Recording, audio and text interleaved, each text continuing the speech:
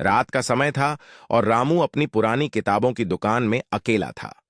वह हमेशा की तरह पुरानी वस्तुओं की जांच कर रहा था कि तभी उसका ध्यान एक धूल से भरी पुरानी अंगूठी पर गया। अंगूठी में एक खूबसूरत काला पत्थर जड़ा हुआ था, जो जैसे ही उसकी आंखों से टकराया उसे एक अजीब सी खींचाव महसूस हुआ। रामू ने उसे उठाया और बिना सोचे समझे अपनी उंगली में पहन लिया। जैसे ही उसने अंगूठी पहनी, उसे एक ठंडी लहर महसूस हुई जो उसकी रीढ़ की हड्डी तक दौड़ गई। अगले ही पल दुकान की सभी लाइट्स अपने आप बुझ गईं। रामू ने घबराहट में इधर उधर देखा, लेकिन कुछ नजर नहीं आया। तभी उसे एक धीमी हंसी सुनाई दी, जो धीरे धीरे तेज होती गई। वह आवाज उसकी दुकान के कोने से आ रही थी। रामू ने हिम्मत जुटाकर उस दिशा में देखा। वहां एक धुंधली आकृति खड़ी थी, जिसकी आंखों में वही काला पत्थर चमक रहा था जैसा उसकी अंगूठी में था।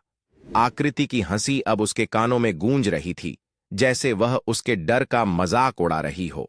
रामू ने अंगूठी उतारने की कोशिश की, लेकिन वह अंगूठी अब उसकी उंगली से चिपकी हुई थी। वह आकृति उसकी ओर बढ़ने लगी और रामू ने डर के मारे जोर से चिल्लाया, लेकिन उसकी आवाज गूंजकर वापस उसी के कानों में पड़ी। अगले दिन जब दुकान खुली तो रामू कहीं नजर नहीं आया।